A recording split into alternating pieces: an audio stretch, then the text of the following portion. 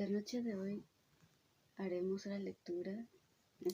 la lectura del libro de un premio Nobel de Rudyard Kipling.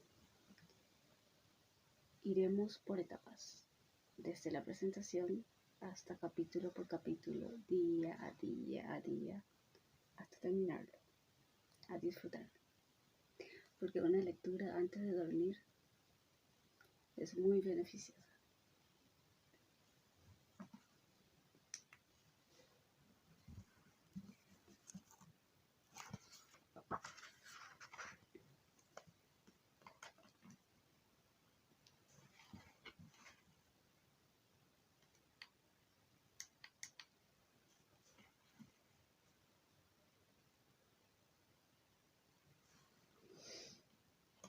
Y acá en la intimidad de la habitación y en la comodidad de la cama, lo prometido es deuda, a leer. Estas obras selectas de premios Nobel tiene el prólogo de Andrés Boz, que inicia de la siguiente manera. Personalidad de facetas muy contrastadas, Joseph Rudyard Kipling mereció que, por el inconformismo y mordacidad de sus primeros relatos breves, Henry James lo calificara, no sin cierto afecto, de negro diablillo. Recientemente, un prestigioso crítico, C. Carrington, ha afirmado: quizá ningún escritor haya sido tan amado y tan odiado al mismo tiempo como lo fue Kipling. La realidad histórica, cuya continuidad defendió Kipling en sus obras, el Imperio Británico, ha desaparecido, pero la obra de Kipling sigue vigente. Algunos denuncian la sencillez narrativa de las obras que escribió en la primera parte de su vida, en tanto que otras las ensalzan. Hay quienes estiman que en la segunda parte de su obra, Kipling se entregó a una literatura censurablemente compleja y abstrusa, pero no faltan los que opinan todo lo contrario. Hombre físicamente débil y de salud precaria, escribió acerca de hombres recios, soldados, gentes de mar y colonizadores. Rudyard Kipling nació el 30 de diciembre de 1865 en Bombay, India, siendo sus padres John Lockwood Kipling, destacada autoridad en el arte y la cultura de la India, y Alice MacDonald, perteneciente a una destacada familia intelectual londinense. A los 6 años de edad, Kipling fue enviado a Inglaterra, en donde pasó una infancia y adolescencia desdichadas, en un ambiente de rígida disciplina y austera religiosidad. Más tarde, reflejó las desdichas padecidas durante este periodo en B.B. Oveja Negra, 1888, y en Stalky & Co., 1899. La vida literaria de Kipling comenzó tempranamente, cuando regresó a la India en 1882, a los 16 años, y aceptó el cargo de subdirector de la Civil and Military Gazette, con sus artículos demostrativos de un profundo conocimiento del modo de vida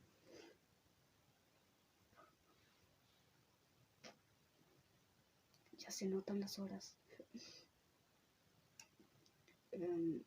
con sus artículos demostrativos de un profundo conocimiento del modo de vida de los ingleses en la India. El precoz periodista sorprende y en ocasiones escandaliza a sus compatriotas. Escribe versos satíricos recogidos en el volumen Cantinelas del Departamento, 1886, y publica una obra de relatos breves, Cuentos de las Colinas, 1888, en los que vuelve a poner en picota a la sociedad inglesa en la India. Durante esta época primeriza, Kipling pasa las vacaciones anuales en Simla, al pie del Himalaya, cuyo paisaje ejercía notable influencia en su obra. paisajes y las obras.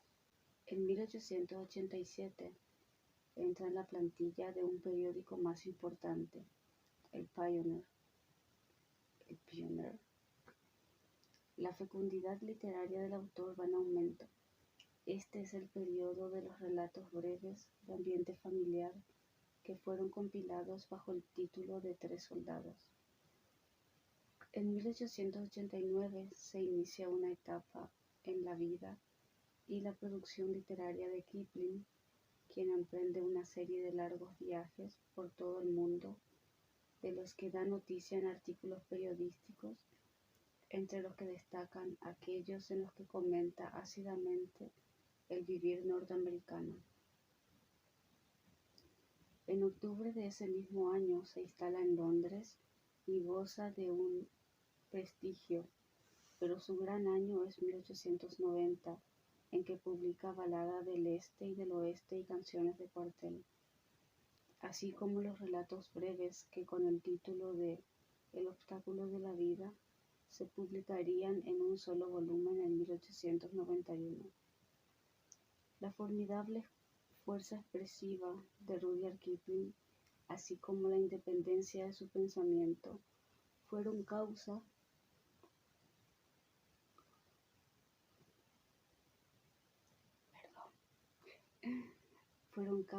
de que la crítica inglesa esperase con impaciencia la aparición de la novela en el que el autor trabajaba.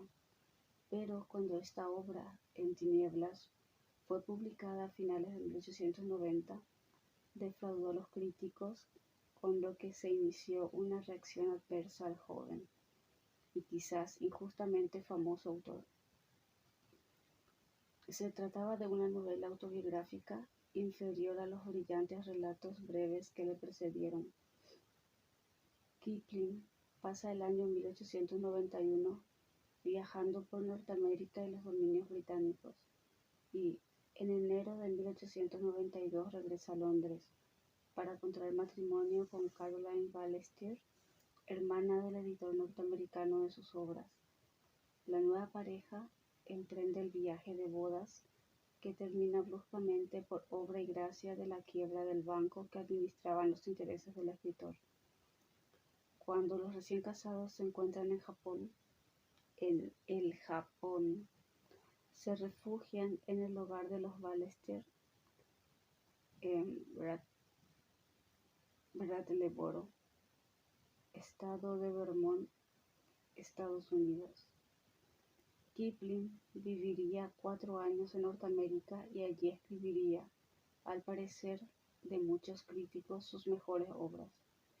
Muchas fantasías, 1891, La tarea cotidiana, 1898, Los versos sobre el mar y la colonización reunidos en los 7 mares, 1896, y sus 2 libros de las tierras vírgenes, 1894 y 1895. Según el autor, escribió estas 2 últimas obras con el consciente propósito de que fueran aptas tanto para niños como para adultos. En esa época también escribió otra de sus más populares novelas, Capitanes Intrépidos, 1896. Después de estos años en Norteamérica, Kipling regresó a Inglaterra en la cúspide de su fama. Era famoso y admirado, detestaba la publicidad y los halagos populares y hacía caso omiso de las críticas peyorativas. Cuando cayó gravemente enfermo en 1899, en ocasión de visitar Nueva York, las noticias sobre su estado aparecieron con grandes titulares en la prensa mundial. A partir de ese entonces, por consejo de los médicos, Kipling pasó los inviernos en el sur de África, en donde trabó amistad con dirigentes coloniales como Lord Milner, el Dr. Jamison y Cecil Rhodes. Permiso, necesito tomar agua.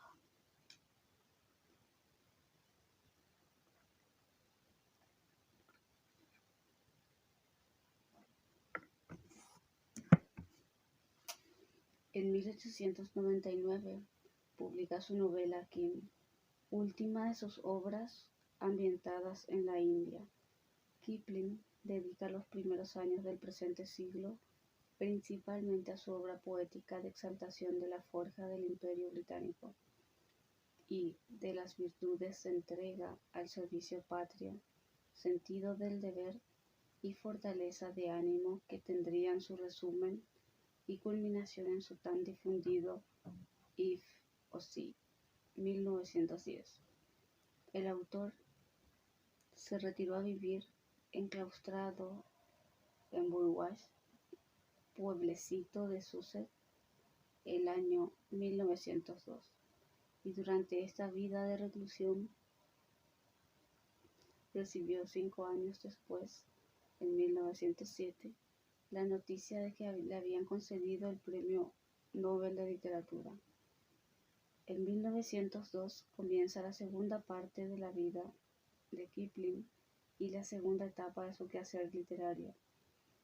Escribe más pausadamente, corrige con esmero, medita con más profundidad, matiza con más justeza los sentimientos, pero al mismo tiempo su obra adquiere complejidad y quizás su lectura requiera más atención. Esta es la larga época del volumen de relatos históricos.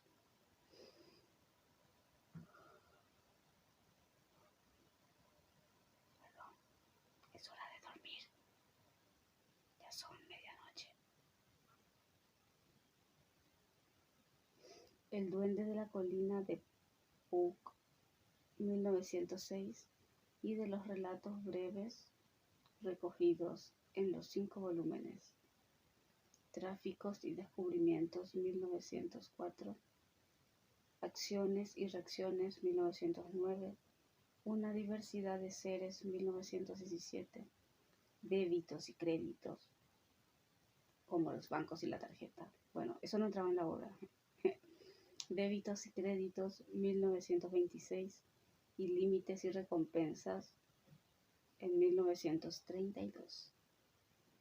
Muy debilitado por los achaques que le atormentaban durante largos años y sin haber podido superar el dolor que le causó la muerte de su hijo en la Primera Guerra Mundial, penalidades que siempre soportó con entereza, Rudyard Kipling murió en Londres el 18 de enero de 1936. A valorar la obra de Kipling es preciso tener en cuenta la realidad histórica inglesa de su tiempo, principalmente durante su juventud, así como las características individuales del propio autor. En su obra poética fue ciertamente el bardo del imperio y en su narrativa ensalzó las reacias personalidades de los colonizadores. Este fallito tiene que quedar.